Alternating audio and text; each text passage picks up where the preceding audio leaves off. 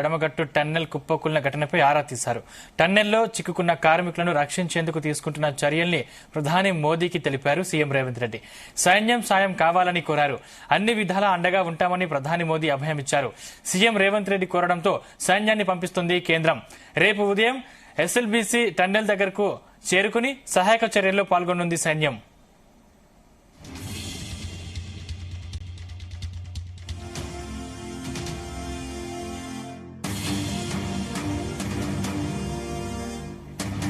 మంత్రులు ఉత్తమ్ కుమార్ రెడ్డి, జూపల్లి కృష్ణారావు స్పాట్కు చేరుకుని పరిశీలించారు. సహాయక చర్యలను ఆరా తీశారు.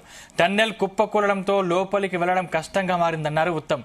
8 మందిని సురక్షితంగా రక్షించుకునేందుకు భారత సైన్యం సహకారం తీసుకుంటామని చెప్పారు. సీఎం రేవంత్ రెడ్డికి అక్కడి పరిస్థితులను వివరించారు.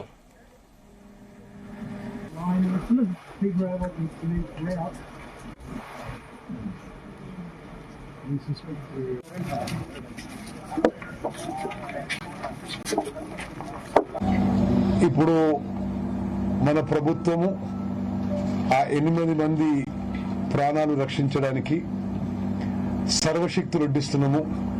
భారతదేశంలో ఈ టనల్స్ విషయంలో మొన్న ఈ మధ్య ఉత్తరాఖండ్ సంఘటన జరిగితే అక్కడ ఎవరైతే ఆ టనల్లో మనుషులను రెస్క్యూ చేయడానికి ఎక్స్పర్ట్స్ ఉన్నారో వారితో కూడా మాట్లాడడం జరిగింది. చీఫ్ సెక్రటరీ గారు కూడా మాట్లాడారు. మరి అదేవిధంగా రాష్ట్ర ప్రభుత్వం నుంచి మరి అధికారులందరూ కూడా ఇక్కడ ఉన్నారు. డిజాస్టర్ రెస్పాన్స్ వాళ్ళు ఉన్నారు, ఫైర్ సర్వీసెస్ వాళ్ళు ఉన్నారు, పోలీస్ శాఖ ఉంది, మరి ఇరిగేషన్ డిపార్ట్మెంట్ ఉంది. అదేవిధంగా అందరం కూడా ఈ యొక్క కంబైన్డ్ ఎఫర్ట్ గా ఫస్ట్ ఎఫర్ట్ గా ముందు 8 మంది ఎవరైతే స్టక్ ఉన్నారో లోపల వాళ్ళ ప్రాణాలు రక్షించే పనిలో ఉన్నాం. ఆ తర్వాత తదుపరి విషయం మరి అది ఏ విధంగా ముందుకు పోయినా తర్వాత ఆలోచన చేస్తాం. ఇంకా ఇదే అంశానికి సంబంధించిన మరిన్ని పూర్తి డీటెయిల్స్ మా ప్రతినిధి జానయ్య అందిస్తారు. జానయ్య, సందీప్, ఏదైతే ఎస్ఎల్బీసీ టనల్ కు సంబంధించి ఈ రోజు జరిగినటువంటి ప్రమాదానికి సంబంధించి ప్రధానమంత్రి నరేంద్ర మోడీ తెలంగాణ సీఎం రేవంత్ రెడ్డికి ఫోన్ చేసి వివరాలు కూడా అడిగినట్టుగా తెలుస్తోంది. ఏదైతే సహాయక చర్యలకు సంబంధించి సీఎం రేవంత్ రెడ్డి ప్రధానమంత్రిని భారత సైన్యాన్ని పంపించాలని కూడా ఆయన అభ్యర్థించడంతో ప్రధానమంత్రి కూడా దానికి అంగీకరించి రేపు ఉదయం వరకు భారత సైన్యాన్ని ఈ రెస్క్యూ ఆపరేషన్ కోసం పంపిస్తామని కూడా హామీ ఇవ్వడం జరిగింది. రేపు ఉదయం భారత సైన్యం కూడా ఆర్మీ సైన్యం అక్కడికి చేరుకోనుంది ఉన్నట్టుగా తెలుస్తుంది. అయితే ఈ ఎస్ఎల్బీసీ సొరంగ మార్గానికి సంబంధించి ఈ రోజు ఉదయం 8 గంటల నుంచి 8:30 మధ్య సమయంలో ఏదైతే టన్నెల్ కు సంబంధించి 14వ కిలోమీటర్ వద్ద ఏదైతే మట్టి పిల్లలు కూలడంతో ఈ ప్రమాదం చోటు చేసుకోవడం జరిగింది. అయితే ఆ సమయంలో దాదాపు 60 నుంచి 70 మంది వ్యక్తులు అందులో ఉండడం జరిగింది. అందులో దాదాపుగా 8 మంది ఇప్పటికీ కూడా ఆ ప్రమాద ఘటనలో చిక్కుకోవడం జరిగింది. వారిని కాపాడేందుకు ఇప్పటికే తెలంగాణ ప్రభుత్వం అన్ని చర్యలు తీసుకోవడం జరుగుతుంది. ఇటు ఎన్డీఆర్ఎఫ్ సిబ్బందిని కూడా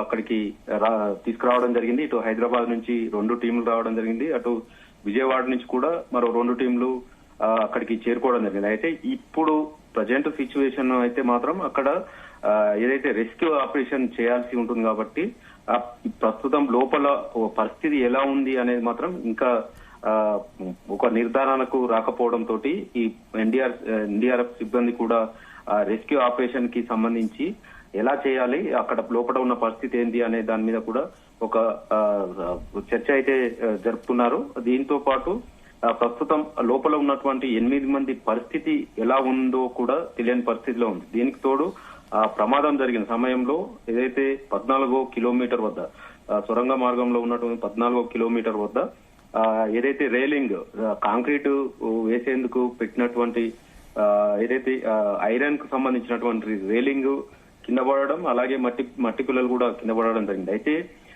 ఆ సమయంలో ఈ టన్నల్ సంబంధించినటువంటి ఏదైతే మిషన్ ఉంటుందో ఆ టన్నల్ తోవడానికి ఉపయోగించే మిషన్ కి సంబంధించి ఆపరేటర్లు 2, అలాగే ఈ ప్రాజెక్టుకు సంబంధించినటువంటి ఇంజనీర్ ఒకరు, మరో కంపెనీకి సంబంధించినటువంటి మరో 2, వీరితో పాటు 4 లేబర్ అంటే కార్మికులు కూడా ఉండడం జరిగింది. మొత్తం 8 మంది ప్రజెంట్ అక్కడ ఆ ప్రమాదం జరిగినప్పటి నుంచి కూడా లోపల చిక్కుకోవడం జరిగింది. అయితే దీనికి ప్రధాన కారణం మాత్రం ఏదైతే ఈ టన్నెల్ పనులు జరుగుతున్న సమయంలో నీటి ఊట ఏదైతే నీరు సొరంగ మార్గం తవ్వుతున్న సమయంలో గతంలో కూడా నీటి ఊట రావడంతో పనులు నిలిపివేయడం జరిగింది. అయితే అది ఏదైతే ఇన్లెట్ శ్రీశైలం వైపు నుంచి ఉన్నటువంటి సొరంగ మార్గం ని ఇన్లెట్ అంటారు. దానికి అటు సైడ్ నుంచి దాదాపుగా 14 కిలోమీటర్లకు పైగా 14 కిలోమీటర్ల నుంచి మరో 800 మీటర్లు కూడా తవ్వడం జరిగింది. మిషన్ కూడా ఆ టన్నల్ తవ్వే మిషన్ కూడా లోపట్నే ఉండడం జరిగింది. అయితే గతంలో కూడా ఏదైతే నీటి ఊట రావడంతో పనులు నిలిపివేసినట్టుగా తెలుస్తోంది. ఈ నేపథ్యంలోనే ఆ నీటి ఊట తోటి మట్టి ఏదైతే ఉంటుందో అదంతా కూడా బురదమయంగా మారడం, దాన్ని గత 4 రోజుల నుంచి కూడా దాన్ని తొలగించే పనులు చేస్తున్నారు. ఈ నేపథ్యంలో ఆ పనులతో పాటు ఈ రోజు ఏదైతే టన్నెల్ తవ్వడానికి ఉపయోగించేటువంటి మిషన్ ని రన్ చేసే సమయంలో వైబ్రేషన్ వల్ల కొంత కంపించడంతో ఇది జరిగిందనేది కూడా మంత్రి ఉత్తమ్ కుమార్ రెడ్డి అధికారుల ద్వారా ఆయన తెలుసుకొని చెప్పడం జరిగింది. అయితే ఈ ప్రమాద ఘటన సమయంలో ఎవరైతే అటువైపుగా ఉన్న వారు ఎవరైతే ఉన్నారో వాళ్ళు అందులో చిక్కుకోకపోవడం జరిగింది.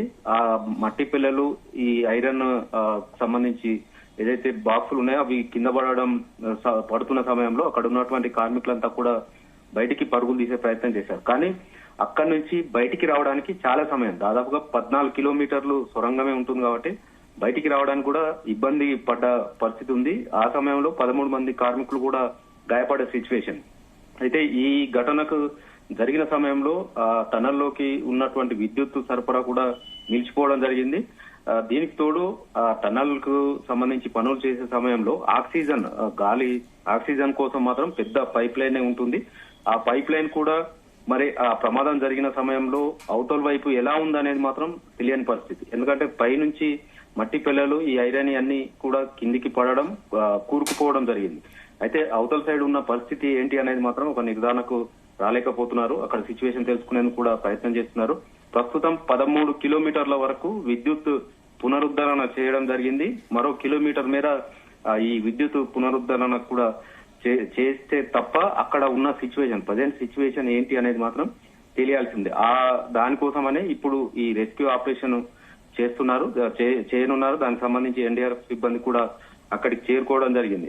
ప్రస్తుతం అయితే ఈ ఎన్డీఆర్ఎఫ్ సిబ్బంది 14 కిలోమీటర్ వరకు ఈ విద్యుత్ పునరుద్ధరణ చేసిన తర్వాత అక్కడ ఉన్న సిచ్యువేషన్ ని చూసి రెస్క్యూ ఆపరేషన్ ద్వారా అవతల ఎవరైతే చిక్కున్నారో 8 మంది వారిని కాపాడేందుకు మాత్రం ప్రయత్నం చేసే అవకాశం ఉంది. దీనికి తోడు ప్రధానమంత్రి నరేంద్ర మోడీ ఈ ఘటనకు సంబంధించి ఆరా తీయడం, అలాగే ఈ రెస్క్యూ ఆపరేషన్ లో భారత ఆర్మీని కూడా పంపించేందుకు కూడా ఆయన ఒప్పుకోవడం, రేపటి వరకు వారు కూడా వచ్చే అవకాశం ఉన్న నేపథ్యంలో సహాయక చర్యలు అయితే వేగంగా చేసే అవకాశం ఉంది. అయితే ప్రస్తుత సిచ్యువేషన్ మాత్రం లోపల 1 కిలోమీటర్ ఏదైతే పెండింగ్ ఉన్నటువంటి విద్యుత్ పునరుద్ధరణ ఏదైతే ఉందో అది జరిగిన తర్వాతనే ఈ రెస్క్యూ ఆపరేషన్ కు ప్రారంభించేందుకు మాత్రం ఏదైతే ఎన్డీఆర్ఎఫ్ సిబ్బంది కూడా అక్కడ వేచి ఉన్నారు. నాగర్ కర్నూలు జిల్లా కలెక్టర్ కూడా వారితో ఉండడంతో పాటు ఎలా చేయాలనే దాని మీద కూడా వాళ్ళు ఒక ప్రణాళిక రూపొందిస్తున్నారు. మరి కొద్దిసేపట్లో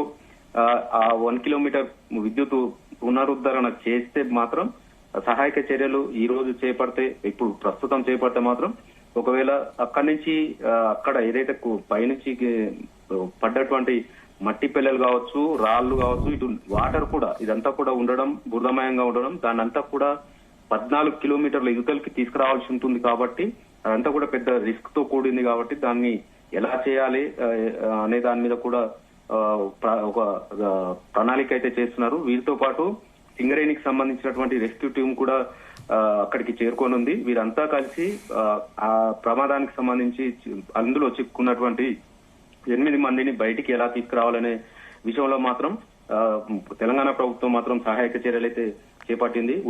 మంత్రి ఉత్తమ్ కుమార్ రెడ్డి, జూపాల్ కృష్ణారావు ఏదైతే టన్నల్ వరకు వచ్చి అధికారులతో సమీక్ష నిర్వహించడంతో పాటు ప్రమాదం జరిగిన తీరును వారు అడిగి తెలుసుకోవడం, సహాయక చర్యలు ఏ విధంగా చేయాలనే దాని మీద కూడా సీఎం రేవంత్ రెడ్డికి ఎప్పటికప్పుడు ఆయన సమాచారం అందించడంతో సహాయక చర్యలు అయితే చేపట్టడం జరిగింది. ఇటు అంటే మొన్న సుంకిసాల రిటైల్ వాల్ కూడా ఇప్పుడు ఈ రోజు ఎస్ఎల్బీసీ సొరంగ కుప్ప కూడా ఇదంతా చూస్తుంటే ప్రభుత్వం తీసుకోవాల్సిన చర్యలు తీసుకోవాల్సిన జాగ్రత్తలు తీసుకోవట్లేదు అని చాలా విమర్శలు వస్తున్నాయి. అంటే దీనిపై ప్రభుత్వం వివరణ ఇచ్చే ప్రయత్నం చేసిందా? సందీప్, ఈ రోజు జరిగిన ఘటనకు సంబంధించి కాక పరిశీలిస్తే మాత్రం 4 సంవత్సరాల క్రితం ఇదే నీటి ఊటతోటి పనులు చేయడానికి ఆటంకం కలుగుతుంది అనే ఉద్దేశంతోనే పనులు నిలిపివేసినట్టుగా కూడా అధికారులు చెప్తున్నారు. అయితే ప్రస్తుతం తెలంగాణలో కాంగ్రెస్ ప్రభుత్వం వచ్చిన తర్వాత ఈ ఎస్ఎల్బీసీకి సంబంధించి సొరంగ మార్గానికి సంబంధించి నిధులు కేటాయించడం, ఏదైతే అవుట్లెట్ నల్గొండ వైపు దేవరకొండ దగ్గర ఉన్నటువంటి అవుట్లెట్ ఏదైతే ఉందో అటువైపు నుంచి తోకొస్తున్నటువంటి మిషన్ బేరింగ్ కు సంబంధించి రిపేర్ రావడంతో కొత్త బేరింగ్ కూడా ఆర్డర్ ఇవ్వడం, అది త్వరలో రానున్నదని చెప్పి తెలంగాణ ప్రభుత్వానికి సంబంధించి అంటే మంత్రులు కూడా చెప్పడం జరిగింది. అయితే ఈ రోజు జరిగిన ఘటన ప్రదేశంలో 14 కిలోమీటర్ వద్ద నీటి ఊట ఏదైతే పనులు చేస్తున్న సమయంలో నీటి ఊట వస్తుంది కాబట్టే పనులు నిలిపివేయడం జరిగింది అనేది ఉన్న నేపథ్యంలో ప్రస్తుతం మిషన్ రన్ చేస్తే వైబ్రేషన్స్ వస్తుంది. దానికి సంబంధించి ఎలాంటి చర్యలు తీసుకోవాలి, ప్రమాదం చోటు చేసుకునే అవకాశం ఉంది కాబట్టి జాగ్రత్తలు తీసుకోవాలనేది ముందస్తుగా ప్రభుత్వం అక్కడ ఉన్నటువంటి ఏదైతే కంపెనీతో చర్చలు జరిపి నిర్ణయం తీసుకుంటే ఈ ఘటన జరగబోయి ఉండేది అనేది మాత్రం అనుకుంటున్నారు. Right, thank you Janaiah.